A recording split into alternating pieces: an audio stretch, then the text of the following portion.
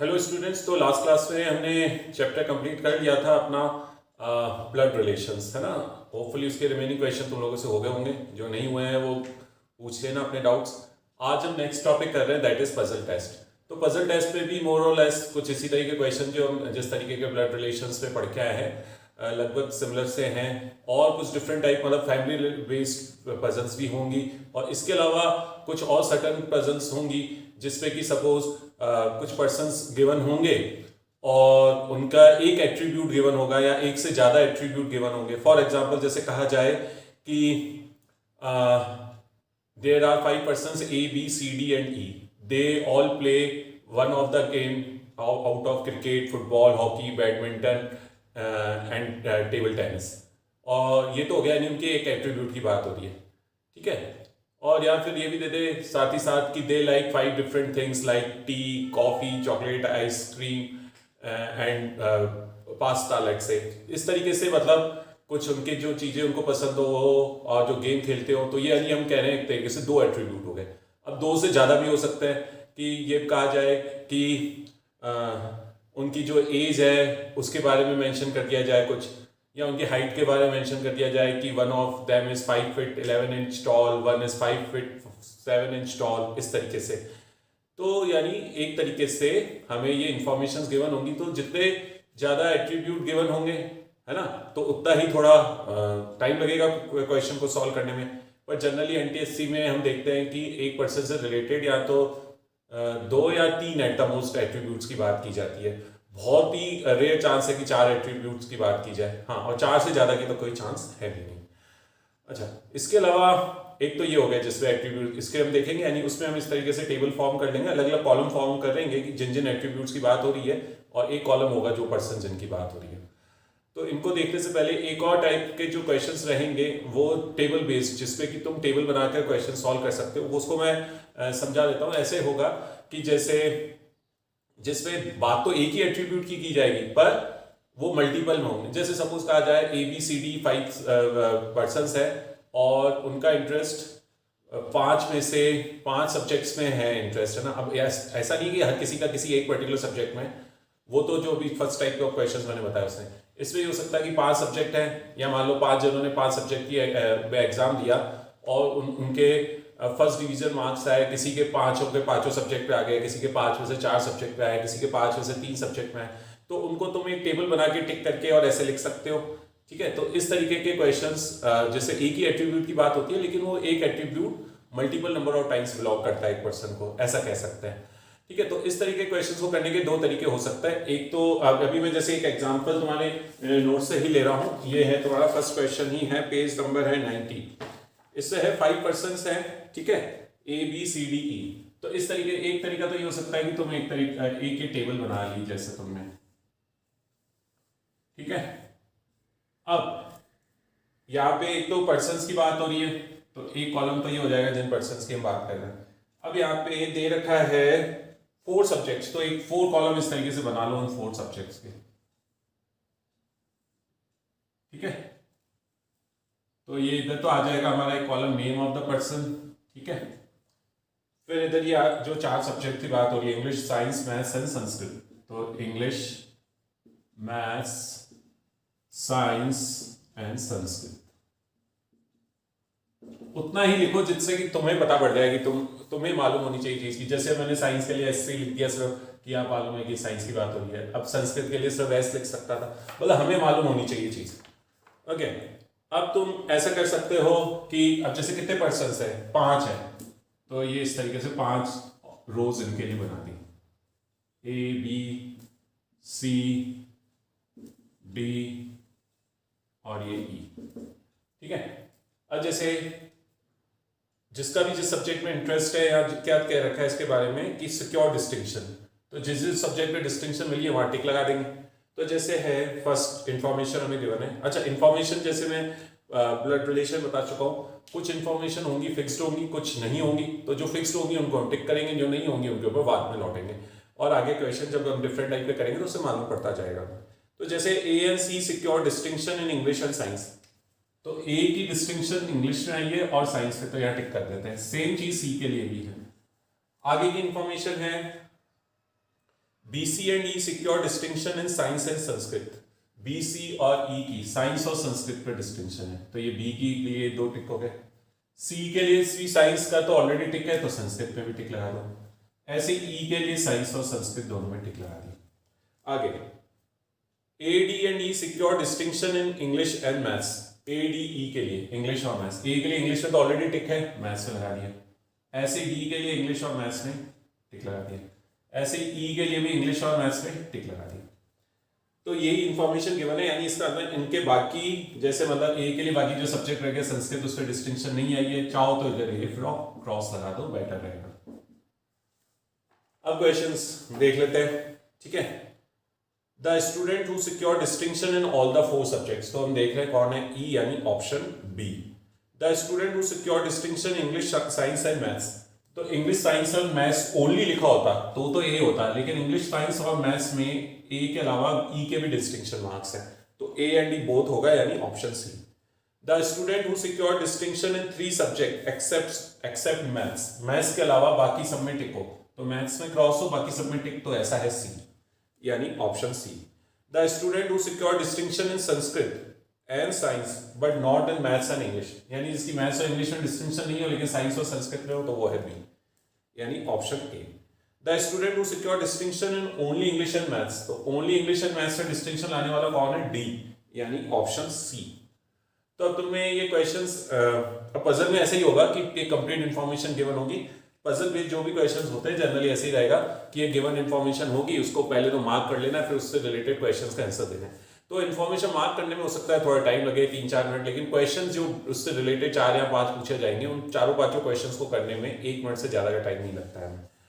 तो अब इस तरीके से इसको कर सकते हो, है ना. तो अब जब ये तो अब जैसे हम आगे बात करेंगे और डिफरेंट टाइप ऑफ पजल्स की भी, उसकी भी बात करेंगे, लेकिन इसको करने का एक और तरीका ये भी हो सकता था, किसी को अगर वो इजी लगता हो तो वो कर सकता है. जैसे 5 पर्सन्स के नाम लिखिए, A B C D and E. अब जैसे जैसे कहा जा रहा है, जैसे ए के लिए कहा गया सबसे पहले A and C secure distinction in English and science, तो तुम ए के आगे इंग्लिश और ये साइंस ऐसे लिख दो, ऐसे सी के लिए भी लिख दो. ठीक है. फिर आगे है BCE secure distinction in science and Sanskrit, BCE, तो बी की साइंस में है डिस्टिंक्शन, संस्कृत में है, संस्कृत के लिए इतना बहुत है संस्कृत. ठीक है. और बीसीई, सी का साइंस आ चुका है, ये संस्कृत, और ई के लिए साइंस और संस्कृत. ठीक है. फिर आगे A D secure distinction in English and maths, A D और ई, इंग्लिश और मैथ्स, तो ए का इंग्लिश तो ऑलरेडी आ चुका है, मैथ्स लिख दिया. डी का इंग्लिश और मैथ्स, ई का इंग्लिश और मैथ्स, ऐसे लिख के भी इस क्वेश्चन को वही सेम उसी तरीके से आंसर कर सकते हो. ठीक है. तो जो तरीका तुम्हें इजी लगे इस तरह के क्वेश्चंस पे तुम फॉलो कर सकते हो, यानी जहाँ पे बात तो एक ही एट्रीब्यूट की हो रही है, जैसे यानी इनके कौन से सब्जेक्ट में डिस्टिंक्शन आई है, पर ये हो रहा है कि हाँ कि मल्टीपल नंबर ऑफ सब्जेक्ट्स में डिस्टिंक्शन आ सकती है. अब जब हम आगे अब जो दूसरे क्वेश्चंस करेंगे उसमें एक या एक से ज्यादा एट्रीब्यूट होंगे और वो एक पर्सन के लिए एक ही होगा. जैसे एक अगला एग्जांपल में इसको देख लेते हैं. क्वेश्चन 6 से 10 है. अब ये पहली जैसे इसमें इंफॉर्मेशन पढ़ो. 5 professors are there, doctor Joshi, doctor Dava, doctor Natarajan, doctor Chaudhary and doctor Jiya. अब एक चीज तो ये यहाँ पे ध्यान रखो कि जैसे हर एक पर्सन का नाम अगर डिफरेंट लेटर से स्टार्ट हो रहा है तो पूरा नाम लिखने की जरूरत नहीं है, तुम सिर्फ उनके इनिशियल लेटर्स लिख लो. और टेबल कैसे बनाओगे तुम कि एक तो रह जाएगा, सबसे पहला कॉलम हो जाएगा इन पर्सन्स के नेम. ठीक है. दूसरा कॉलम हमारे लिए हो जाएगा कि वो क्या अलग अलग 5 डिफरेंट सब्जेक्ट पढ़ा रहे हैं, तो इधर आ जाएगा कि कौन सा सब्जेक्ट वो पढ़ा रहे हैं. अगला कॉलम हमारे लिए हो जाएगा सब्जेक्ट्स. ठीक है. अब इसमें टिक और क्रॉस का मतलब नहीं है क्योंकि इसमें हर एक पर्टिकुलर पर्सन एक ही सब्जेक्ट पढ़ा रहा है, तो वो लिख लेंगे उसके आगे. और देयर आर 4 डिफरेंट यूनिवर्सिटीज. ठीक है. और 4 डिफरेंट यूनिवर्सिटीज में पढ़ा रहे हैं, यानी एक पर्सन ऐसा होगा जो कि इनमें एक यूनिवर्सिटी ऐसी होगी जिसमें कोई 2 पर्सन आ रहे होंगे, बाकी 4 यूनिवर्सिटी से 5 पर्सन, यानी एक पर्टिकुलर यूनिवर्सिटी में 2 लोग होंगे, बाकी तीनों यूनिवर्सिटी में एक होंगे. ठीक है ना. तो यानी एक तरीके से हम कह सकते हैं एक पर्टिकुलर पर्सन के लिए दो एट्रीब्यूट्स की बात हो रही है कि कौन सी यूनिवर्सिटी में पर्सन पढ़ा रहा है और कौन सा सब्जेक्ट पढ़ा रहा है। तो अब यहां पर जो 5 पर्सन है उनके नाम पहले लिख लेते हैं। तो अब जैसे डॉक्टर जोशी हैं तो उनके लिए सब तुम जे लिख सकते हो, तुम्हें मालूम होना चाहिए ना तुम क्या कर रहे हो। तो तुम्हें समझाने के लिए भी मैं सिर्फ जे ही लिख रहा हूँ, है ना, जे मतलब डॉक्टर जोशी की बात कर रहे हैं ताकि हमारा वहां टाइम बच सके एग्जाम में। ऐसे ही doctor Dava, doctor Natarajan, doctor Chaudhary and doctor Jiya. तो अब इस पे एक चीज का ये भी ध्यान रखना है हमें कि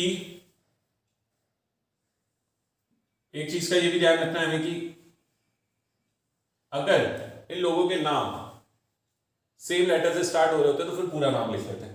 अब हम एक एक करके इंफॉर्मेशन पढ़ेंगे। अब कुछ इंफॉर्मेशन ऐसी होंगी जो हम डायरेक्टली टिक कर पाएंगे, तो पहले यानी मार्क कर पाएंगे इस टेबल में, और जो नहीं कर पाएंगे उनके ऊपर बाद में लौटेंगे। जैसे एक एक करके देखते हैं।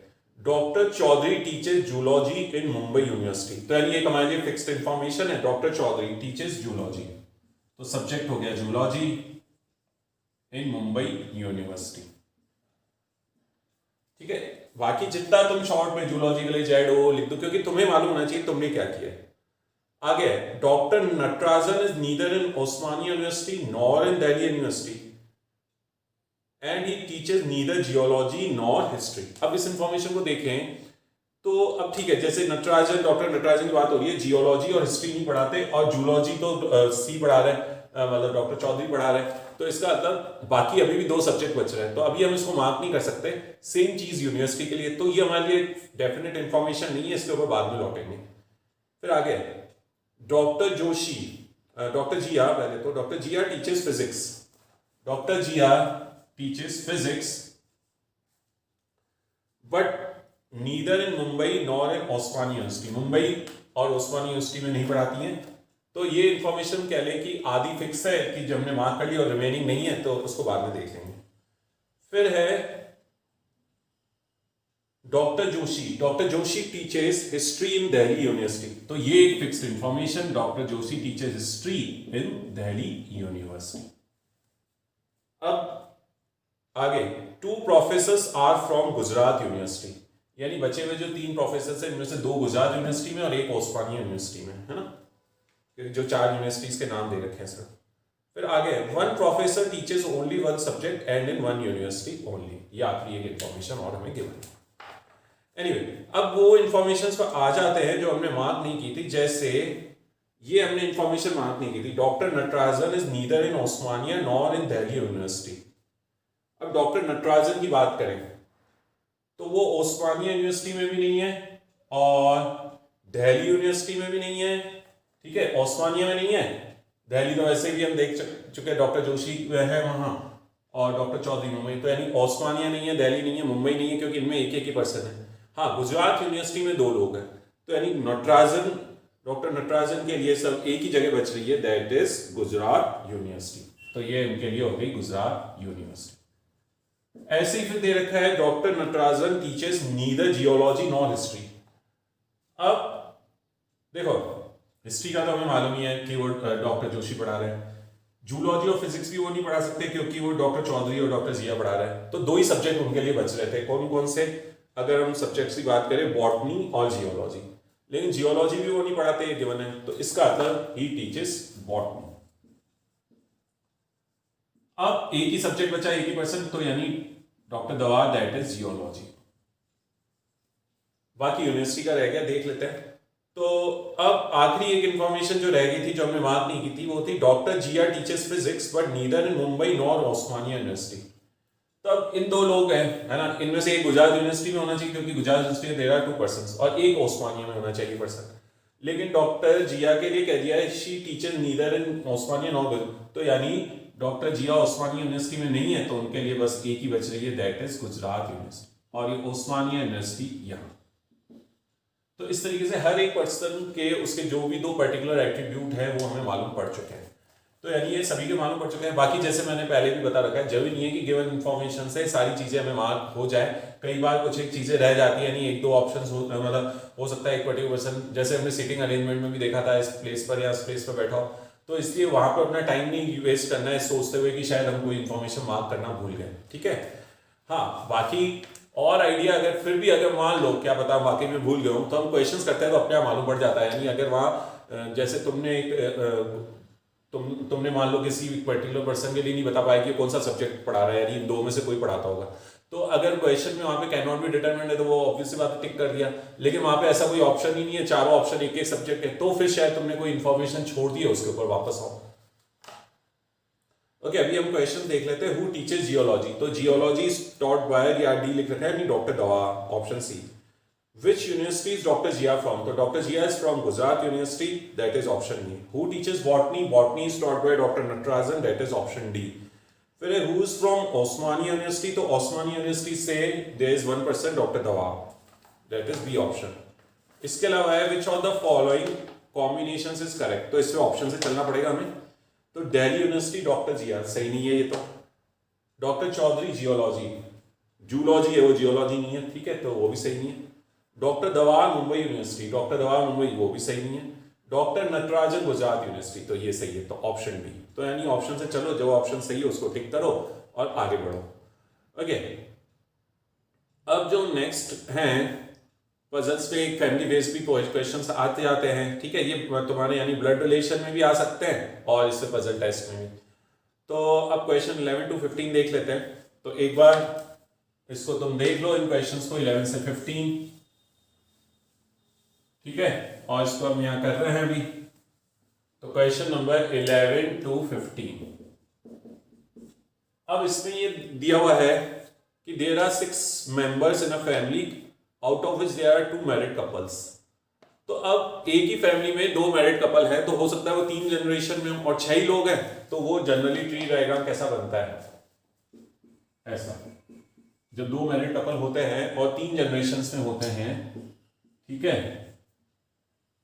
तो एक हस्बैंड वाइफ, फिर उनके कोई एक सन होंगे, उनकी वाइफ, और इनके फिर 2 चिल्ड्रन हो सकते हैं, ठीक है, दोनों सन हो सकते हैं, एक सन एक डॉटर, ऐसा कुछ मतलब जनरली, ठीक है, ये दोनों डॉटर या दोनों सन हो सकते हैं बाकी। या फिर ऐसा भी हो सकता है कि 3 जनरेशन की बजाय वो 2 जनरेशंस में ही हो वो लोग, और 2 ब्रदर हों वो आपस में, ठीक है, ये 2 ब्रदर हों आपस में, ठीक है, हस्बैंड वाइफ एक रिलेशन हो गया और ये 2 ब्रदर है और एक हस्बैंड वाइफ, फिर इनके एक एक चाइल्ड हो या किसी के 2 चाइल्ड हो, किसी का नहीं हो, ऐसा भी कुछ। तो एनीवे वो तो जब हम क्वेश्चंस पढ़ते हैं तब हमें मालूम पड़ता है, और जनरली थोड़ा बहुत क्वेश्चन पढ़ते ही आइडिया लग जाता है। जैसे यहाँ पे तुम अगर अभी ज्यादा कुछ मार्क नहीं भी करो तो इसकी 4th इंफॉर्मेशन दे रखा है, A has 1 son and 1 grandson, यानी ऐसा ही कुछ ट्री डायग्राम बन रहा होगा, पूरे चांसेस ही के हैं, ठीक है। इसमें ऐसा जनरली नहीं होता है कि अब एक ही फैमिली बात करते हैं तो पर्सन, क्योंकि एक ही फैमिली की बात हो रही है ना, तो हस्बैंड वाइफ के डॉटर हो फिर उनके कोई रिलेशन में हो, ऐसा जनरली नहीं होता है। वो सेम फैमिली है ना, सन से ही, मतलब जो ग्रैंडफादर ग्रैंड डॉटर हो गए तो एक तरीके से उनके सन से ही रिलेटेड आगे हो रहता है, ठीक है। बाकी तो एनीवे हम तो अभी हम जैसे जहाँ पे भी देखो सन ग्रैंडसन की बात चल रही है तो लगभग ऐसा ही कुछ ट्री डायग्राम रहता है। तो एनीवे अब इसको हम इस क्वेश्चन को देखते हैं, इसको ट्राई करते हैं। तो इसमें दे रखा है there are 6 members in a family in which there are 2 married couples. फिर है E a teacher is married to the doctor who is mother of C and F. E एक टीचर हैं, अब यहाँ पे यानी इनके प्रोफेशन की बात हो रही है, ठीक है, और साथ ही साथ जो ब्लड रिलेशंस में हमने पढ़ा था वो तो हो ही रहा है। तो ई एक टीचर हैं, तो हम क्या करेंगे, वो पर्टिकुलर पर्सन मेल या फीमेल है वो तो हम स्क्वायर और सर्कल इससे रिप्रेजेंट कर लेंगे, और बाकी उनके जो प्रोफेशन है वो साइड में नहीं लिख लेंगे। जैसे ई इज अ टीचर, ठीक है, is married to the doctor.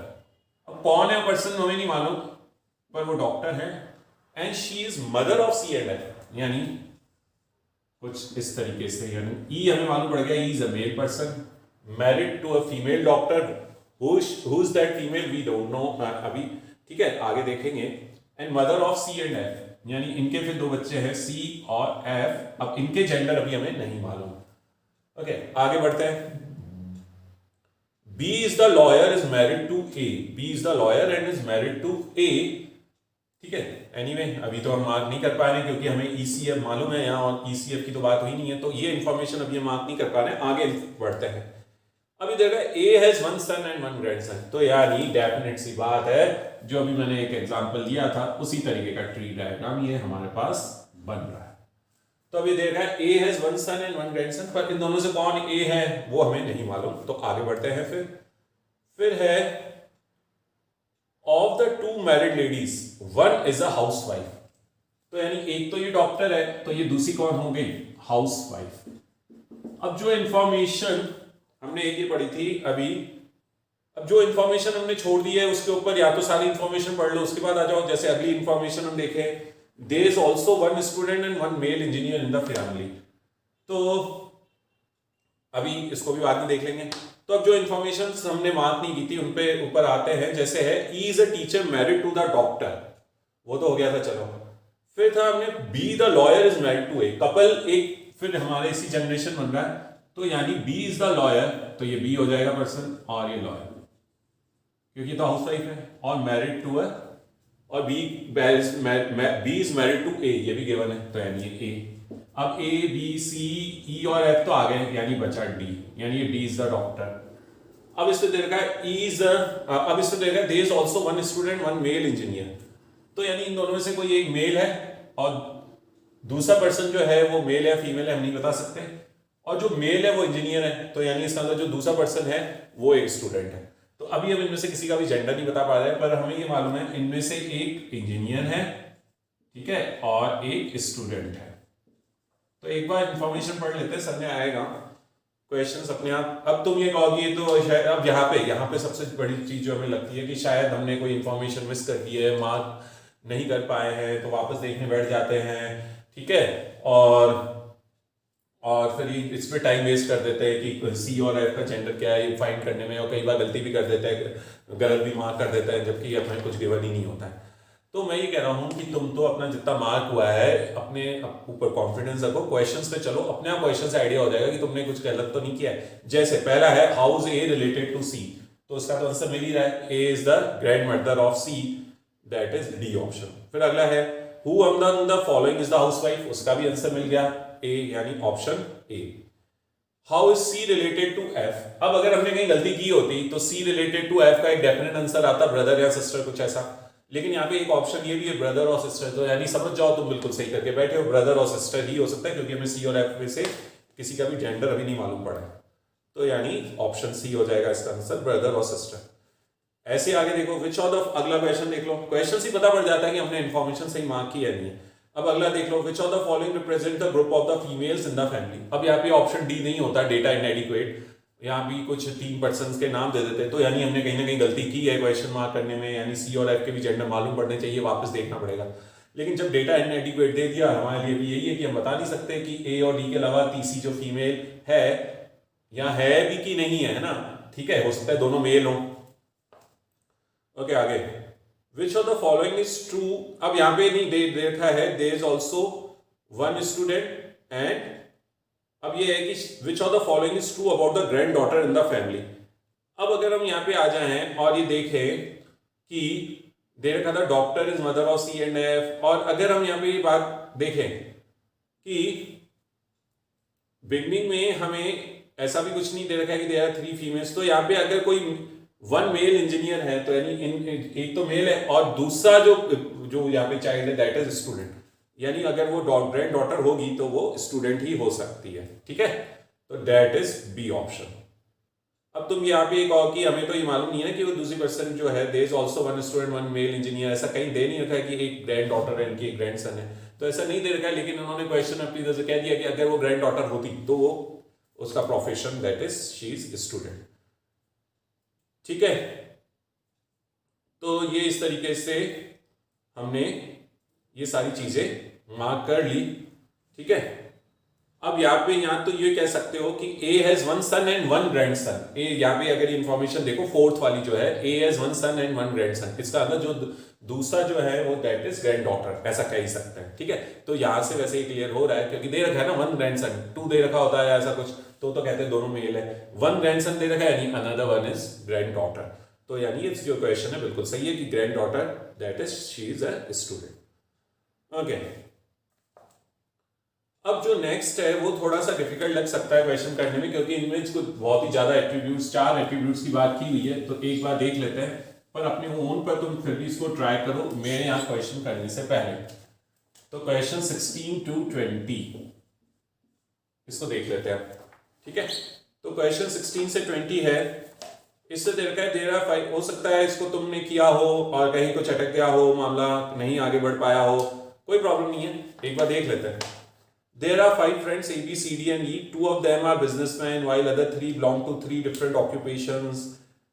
और ये सब फिर इनकी मतलब ऑक्यूपेशंस की बात की हुई है, पर्सन्स की, लोकेलिटी की भी बात की हुई है, उनकी कम्युनिटी या कह लो रिलीजन की बात की हुई है, और एज की भी बात की हुई है। यानी जो पर्सन्स हैं उनके किस किस बारे में बात की गई है। एक तो लोकेलिटी की, कौन सी लोकेलिटी में वो रहते हैं।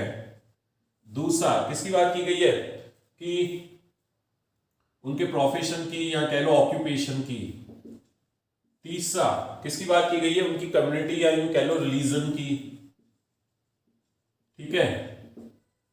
और इसके अलावा एज की भी बात की गई है। एज के लिए हम क्या करेंगे, जो एज वाइज सबसे बड़ा है उसके लिए नंबर 1 मार्क कर देंगे, ऐसे कर लेंगे, ठीक है। यानी हम यहाँ पे एक नंबरिंग लगा देंगे एज के कॉलम में 1 2 3 4 5, जो सबसे बड़ा होगा उसके लिए नंबर 1, जो सबसे छोटा होगा उसके लिए नंबर 5। ओके, अब है कितने लोग, तो ये हमें गिवन है ए बी सी डी 5 लोग हैं, तो ऐसे ये 5 और रोज हम बना देते हैं, A B C D and E. अब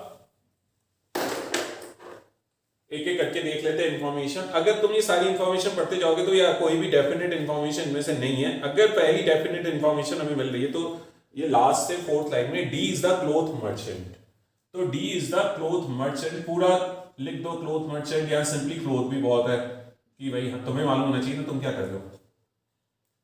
D is the cloth merchant and stays in locality S, और डी की लोकेलिटी भी हमें मालूम है एस। आगे आता है ई इज अ मुस्लिम, तो ई इज अ मुस्लिम, ये ई यहां पे आ जाएंगे ना, तो ई इज अ मुस्लिम यानी ई की कम्युनिटी हमें मालूम पड़ गई मुस्लिम। फिर आगे E is a Muslim and stays in locality R, और ई की लोकेलिटी है R, E stays in locality R. आगे फिर है आगे doctor is a Christian, doctor is a Christian, doctor is a Christian हो तो चलो ठीक है, लेकिन कौन है वो पर्सन वो तो गिवन नहीं है, तो ये अभी हमारे लिए फिक्स नहीं है, इसके ऊपर बाद में आएंगे। Doctor is a Christian and stays in locality P, okay, ये अभी फिक्स नहीं है, इसके ऊपर बाद में आना पड़ेगा। आगे है B is Sikh, B is Sikh या belongs to Sikh community, and while A is Hindu and runs a factory, A is Hindu and runs a factory। अब ये इंफॉर्मेशन दी हुई थी, Christian, doctor is a Christian, stage in locality P, यानी अभी उस पे चलो, कहीं लोकेलिटी भी मालूम पड़ रही है, कम्युनिटी भी मालूम पड़ रही है, प्रोफेशन भी, लोकेलिटी कम्युनिटी प्रोफेशन, किसके लिए तीनों खाली है, किसी के लिए भी नहीं है, ना ए के लिए, ना बी के लिए, ना डी के, सिर्फ सी के लिए, तो यानी सी की बात हो रही है, तो यानी सी इज अ डॉक्टर, ठीक है, stage in locality P and is a Christian.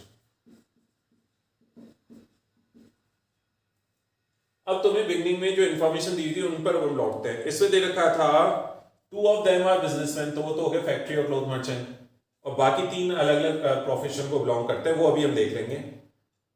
फिर है आगे ये भी दे रखा है कि अगर तुम इनमें, अगर तुम ये देखो कि कम्युनिटी के 4 हो गए तो भर गए, तो 5 की क्या कम्युनिटी हो सकती है, तो हमें ये गिवन था out of these 5 2 are Hindu while 3 of the rest of the 3 are Muslim, Christian and Sikh, तो मुस्लिम हो गए, क्रिश्चियन हो गए, सिख हो गए, 2 हिंदू है, तो यानी ये हिंदू कर सकते हो तुम इधर। ऐसे ही अब अगर तुम इस पर आ जाओ इनके प्रोफेशन लोकेलिटी पे, तो एक इंफॉर्मेशन तुम यहाँ पे देखो, ये दी हुई है कि 1 businessman and the lawyer stays in the same locality S, तो सेम लोकेलिटी S में एक बिजनेसमैन और एक लॉयर रहता है, तो बिजनेस सेंटर चलो मालूम पड़ गया क्लोथ मर्चेंट, ये लोकेलिटी एस में रहता है, और इसके अलावा एक लॉयर रहता है।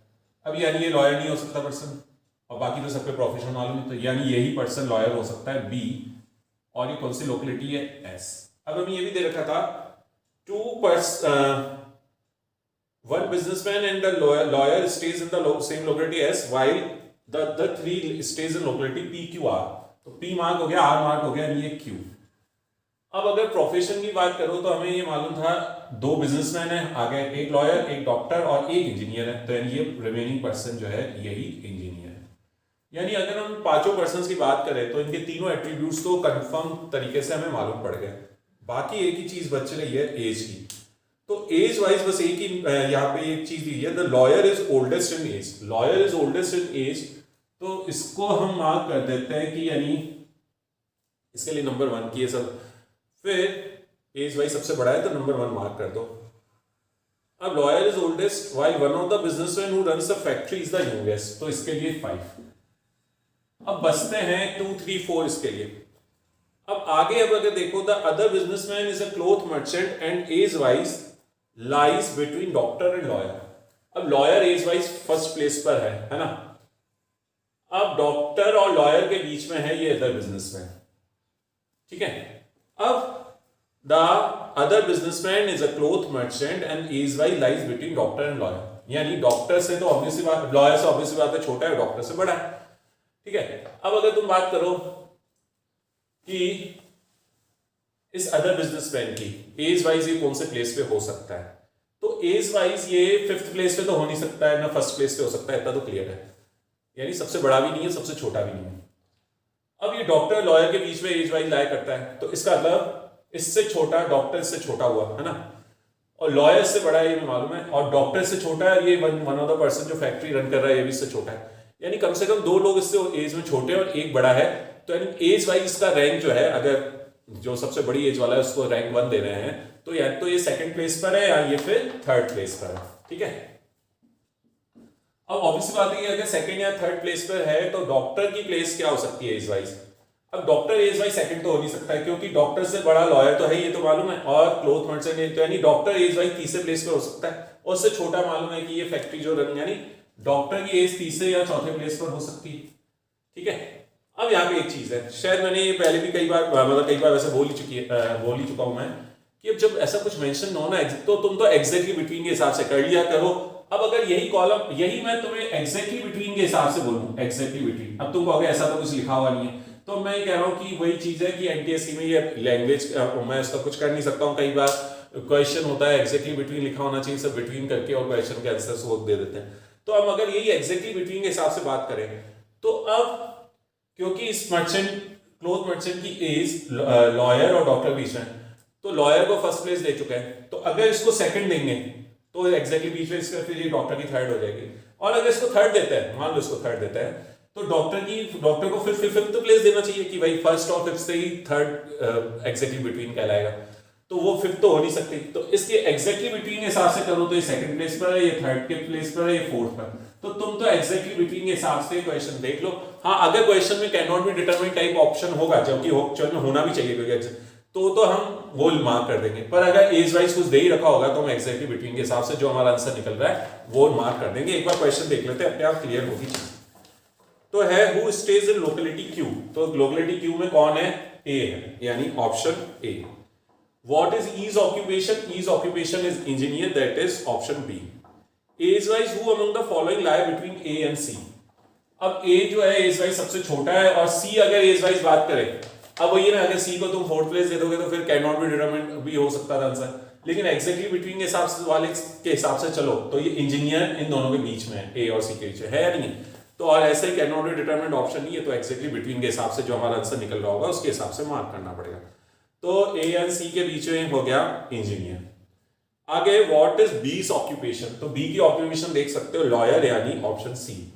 फिर आखिरी क्वेश्चन है व्हाट इज सी's ऑक्यूपेशन, तो सी की ऑक्यूपेशन है doctor, that is option A.